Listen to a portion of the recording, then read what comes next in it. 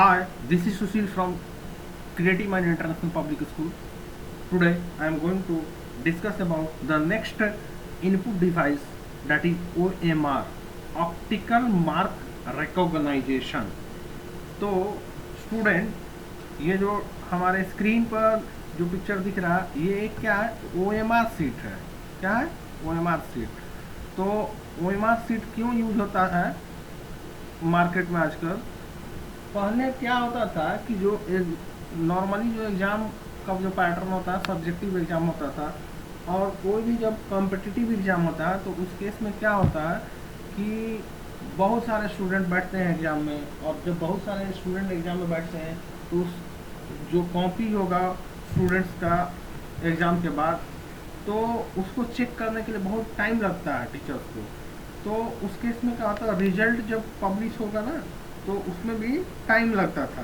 तो इस प्रोसेस में क्या है कि ये डिले हो जाता है, रिजल्ट बहुत जल्दी नहीं आ पाता है, और जो एग्ज़ाम होता है कोई भी एग्ज़ाम, उसका रिजल्ट आने में बहुत समय लग जाता था। तो इस प्रोसेस को मिनिमाइज करने के लिए एग्जामिनेशन पैटर्न जो होगा उसको चेंज, कॉम्पिटिटिव एग्ज़ाम का जो एग्जामिनेशन पैटर्न हुआ उसको सब्जेक्टिव से कन्वर्ट कर दिया गया ऑब्जेक्टिव, और OMR सीट का इंट्रोड्यूस हुआ। और OMR सीट में क्या होता है कि स्टूडेंट जो होते हैं आंसर को, जो भी क्वेश्चन हुआ उसके चार चार ऑप्शन होते हैं। और देखिए ये एक OMR सीट है, और जैसे क्वेश्चन है, यहाँ पे क्वेश्चन नंबर 1 है, उससे 4 ऑप्शन दिए हुए ABCD, second ABCD, third ABCD। Like wise यहाँ पे इस OMR सीट में देख सकते हैं आप कि 180 क्वेश्चन है और सारे के 4 ऑप्शन दिए हुए हैं। तो जो स्टूडेंट होंगे उनको करना क्या रहता है, ये जिस क्वेश्चन का जो आंसर लगता है कि क्वेश्चन तो ऑब्जेक्टिव रहे, तो जो भी क्वेश्चन का, और हर एक क्वेश्चन का 4 ऑप्शन आता है, तो जिस क्वेश्चन का जो आंसर स्टूडेंट को लगता है वो आंसर इस OMR सीट में भरना रहता है। ठीक है ना? अब OMR सीट में आंसर के अलावा ये जो नंबरिंग है क्वेश्चंस के अलावा कुछ और भी बातें रहती है। क्या रहती है? कैंडिडेट का नाम। तो यहाँ पे ये जो पोर्शन दिख रहा है यहाँ पे कैंडिडेट का नाम लिखे हुए हैं, और मान लीजिए कि कैंडिडेट का नाम, फॉर एग्जांपल कैंडिडेट का नाम जो भी हम लिखेंगे यहाँ पर, जैसे पहला लेटर जो S, तो यहाँ पे जो S है ना, सपोज यहाँ पे S है, तो उसको हम लोग को हाईलाइट करना पड़ेगा, भरना पड़ेगा। फिर मान लीजिए इस कॉलम में मैंने U लिखा, तो फिर U देखेंगे कहाँ पर है, यहाँ पर, इसको हाईलाइट करना पड़ेगा।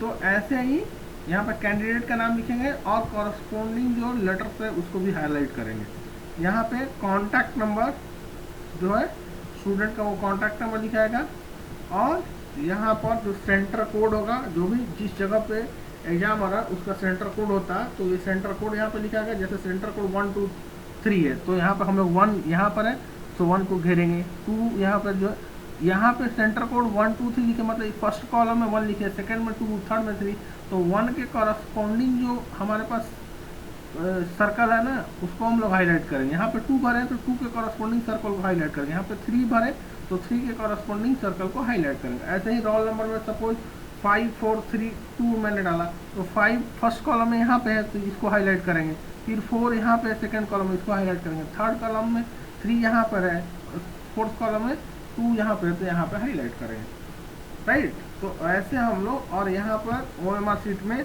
कैटेगरी होता है, तो जनरल और रिजर्व। तो जनरल अगर रहेंगे तो जनरल पे हाईलाइट करना है, सर्कल करना है, और रिजर्वेशन कोटा है तो रिजर्वेशन यहाँ पे, और स्टूडेंट का सिग्नेचर रहेगा, इन्विजिलेटर का यहाँ पे सिग्नेचर रहेगा।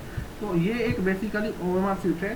तो OMR सीट में जब अगर स्टूडेंट आंसर देते हैं तो होता क्या है कि इस केस में हमारा जो एग्जामिनेशन होता है ना, तो एग्जाम जब स्टूडेंट दे के आते हैं तो उनका रिजल्ट बहुत जल्दी पब्लिश हो जाता है, with in a day he publish हो जाता है।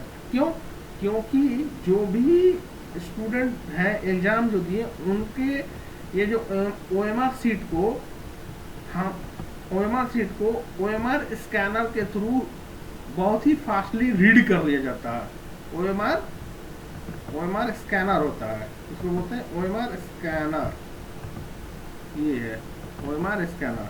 तो ये OMR स्कैनर क्या करता है, ये OMR स्कैनर है, ऑप्टिकल मार्क रिकॉग्नाइजेशन स्कैनर है। ये स्कैनर क्या करेगा, जो हमारी ये OMR सीट है, ये जो OMR सीट है इसको स्कैन कर लेता है और इसको स्कैन कर लेगा पूरे पूरे OMR सीट को और कंप्यूटर में सेव कर देगा। इस पूरे कॉपी को OMR सीट को स्कैन करके सेव कर लेता है। तो और OMR स्कैनर जो है, ये जो OMR स्कैनर है बहुत ही फास्ट काम करता है। क्या करता है कि सेव कर सकता है, स्कैन कर सकता है।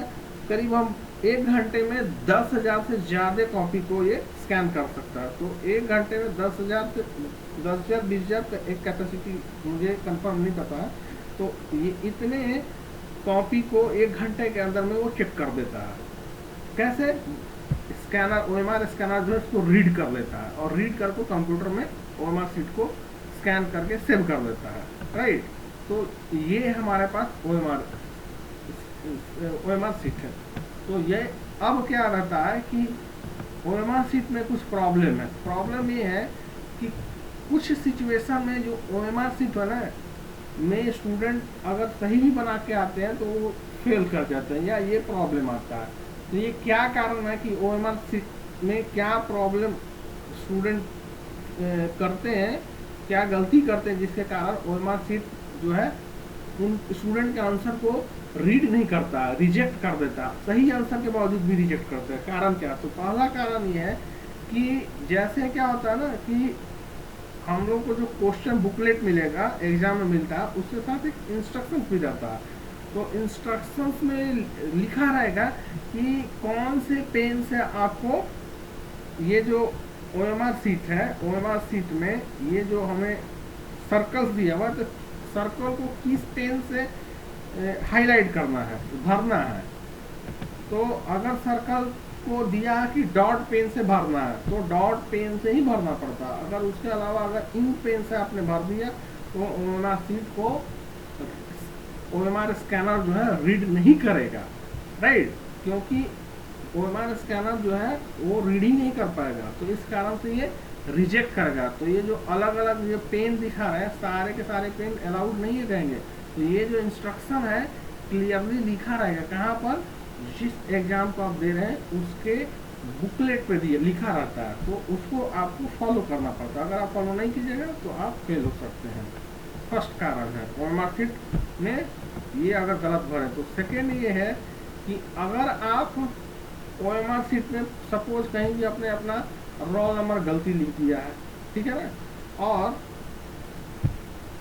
मान लीजिए यहाँ पे रोल नंबर का है और बाई मिस्टेक आपने रोल नंबर गलत लिख दिया, और गलत लिखने के बाद हम लोग का आदत है, स्टूडेंट का आदत होता है कि उस पर वाइटनर लगा कर उसको फिर से सही कर लिखते हैं, उसको वाइटनर लगा कर सही लिखते हैं। तो इस केस में भी क्या होता है ना, वाइटनर अगर आप लगा दिए तो स्कैनर जो OMR स्कैनर जो आपने वाइटनर लगा के बुक कॉपी को जमा कर दिया, तो एग्जाम देकर तो आपने आ गया, आपको पता क्या मैंने सब कुछ सही लिखा है, लेकिन आप फेल कर जाते हैं या आपका सिलेक्शन नहीं होता उस एग्जाम में। कोई अगर जॉब रिलेटेड एग्जाम है तो कारण ये है कि आपने OMR पे वाइटनर लगा दिया और वाइटनर वाले OMR सीट को स्कैनर जो है रीड ही नहीं कर पाता है, OMR स्कैनर रीड ही नहीं कर पाता है, तो आपका मार्क्स 0 हो गया। तो सेकेंड रीजन ये भी है, इसलिए OMR सीट को कभी भी हम लोग क्या करते हैं, वाइटनर नहीं लगाते हैं। थर्ड प्रॉब्लम क्या होता है कि OMR सीट को कभी भी पे ब्लेड या इरेजर का यूज नहीं करना चाहिए।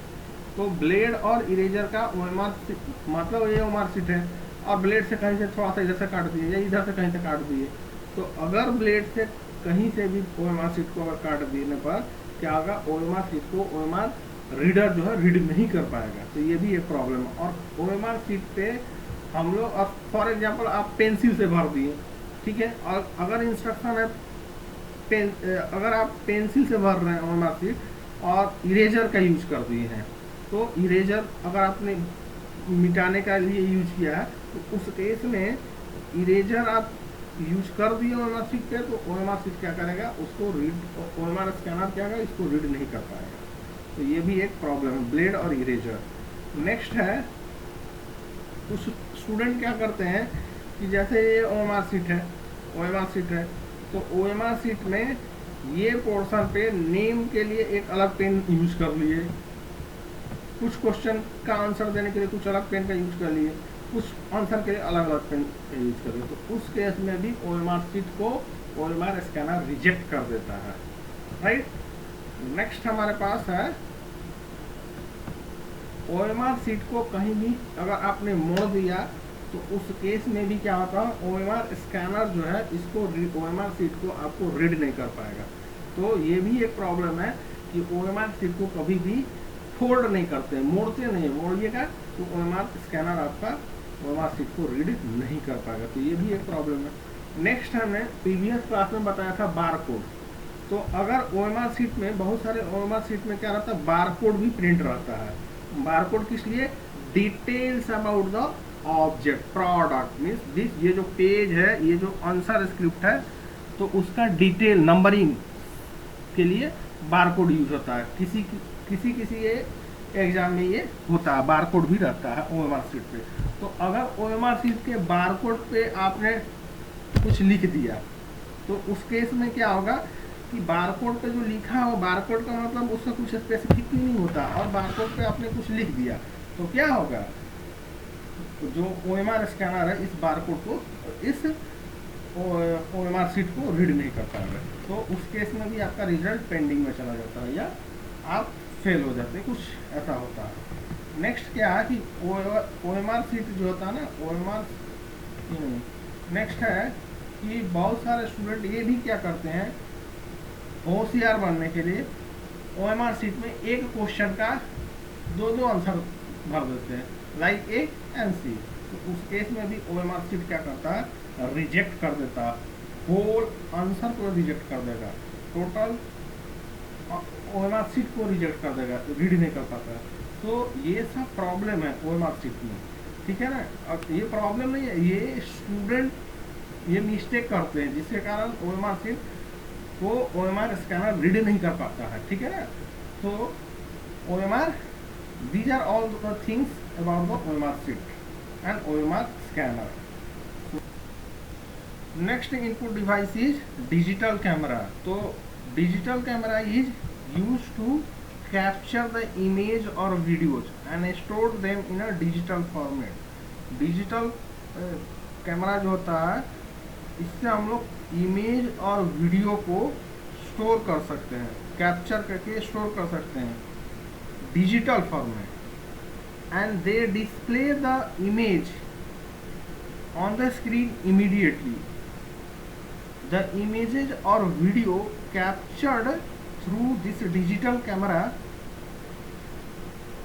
Can be transfer to a computer. Computer में हम लोग आसानी से ट्रांसफर कर सकते हैं, और उसके बाद कोई भी मॉडिफिकेशन, कोई भी चेंजेज करना चाहते हैं वो वीडियो हो या पिक्चर्स में, तो हम लोग आसानी से कर सकते हैं। एंड इमेजेस कैन बी, और वो जो इमेज है उसको हम लोग प्रिंट भी कर सकते हैं, कहाँ पर, पेपर पर। और आजकल जो बाज़ार में सबसे ज़्यादा इसी तरह के कैमरे बेचे जा रहे हैं, इसमें इमेज सेंसर का यूज किया जाता है, जिससे फ़ोटो का क्वालिटी जो है परफेक्ट आता है। डिजिटल कैमरा में फ़ोटोज और वीडियोज़ को स्टोर करने के लिए मेमोरी कार्ड का इस्तेमाल किया जाता है। ज़्यादातर कैमरे ऐसे होते हैं जिनमें USB केबल का प्रयोग भी किया जा सकता है, जिससे कैमरे से सीधा इमेज को कंप्यूटर में ले सकते हैं। तो डिजिटल कैमरा में जो हमारा जो इमेज होता है या जो वीडियो होता है, वो ये जो कैमरा होता है उसके इंटरनल मेमोरी में स्टोर होता है, या हमारे पास एक मेमोरी कार्ड होता है तो उसमें स्टोर होता है। और फिर हम लोग क्या करेंगे, डिजिटल कैमरा को कंप्यूटर से थ्रू USB जो होता है ना, थ्रू डेटा केबल के थ्रू हम लोग इसको कनेक्ट कर सकते हैं कंप्यूटर में, और डिजिटल कैमरा में जो इमेज या वीडियो कैप्चर किए हैं उसको हम लोग ट्रांसफ़र कर देते हैं कंप्यूटर में इजीली, और जो भी हमको मॉडिफिकेशन करना है इमेजेस पर इजीली मॉडिफाई कर लेते हैं। Next one is web camera. So web camera भी is a digital camera. Web camera is a digital camera that is usually connected to the computer through a USB interface। पीछे में ये जो दिख रहा है ना, तो ये एक डिजिटल कैमरा जो होता है कनेक्ट होता है to the computer through USB interface. It can, digital camera can send live pictures, live picture ये सेंड कर सकता है from wherever it's sited to another location by the help of internet. Many desktop computers, screens and laptops comes with a built-in camera and microphone। मतलब कहने का हुआ कि बहुत सारे जो कंप्यूटर होते हैं या लैपटॉप में ये जो डिजिटल कैमरा है बिल्ट इन रहता है। मतलब इसमें साथ ही ये कैमरा ये साथ ही कंप्यूटर के साथ आता है, जैसे हम दिखा रहे हैं ये अपना ही सिस्टम कैमरा।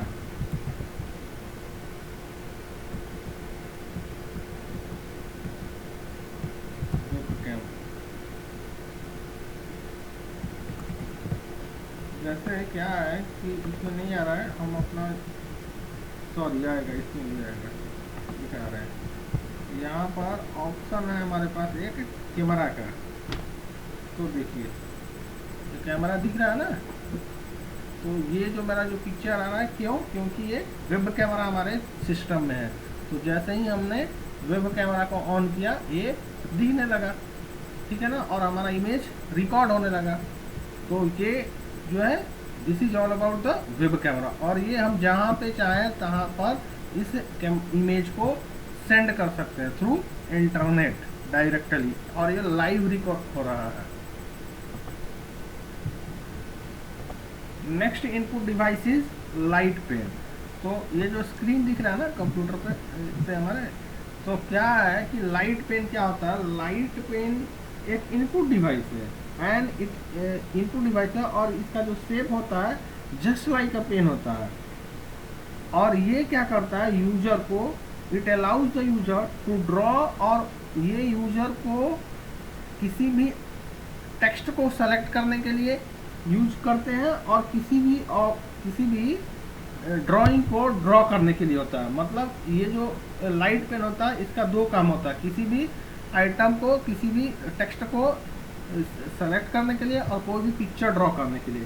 कहाँ पर, कंप्यूटर के मॉनिटर पे। कौन से मॉनिटर पे, मॉनिटर हमारे पास दो तरह का होता है, CRT मॉनिटर और LCD मॉनिटर। तो CRT मॉनिटर जो हमारे कंप्यूटर लैब में एक मॉनिटर है बहुत बड़ा, उसका पीछे का देखिएगा पार्ट जो है बहुत बड़ा होता है, और जनरली इसके अलावा जितने भी कंप्यूटर हमारे मॉनिटर हैं वो सब LCD मॉनिटर है, और एक ही हमारे पास जो है मॉनिटर है जो कि CRT मॉनिटर है। CRT मतलब बड़ा डब्बा जो है उस टाइप का मॉनिटर।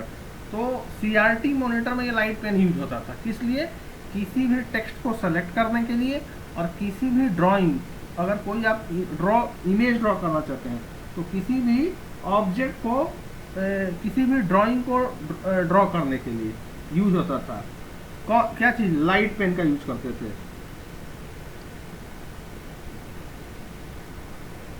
और नेक्स्ट ये जो है एक इनपुट डिवाइस है, और ये जो है CRT मॉनिटर पे यूज होता है, और लाइट पेन को हम लोग पॉइंटिंग डिवाइस भी कहते हैं।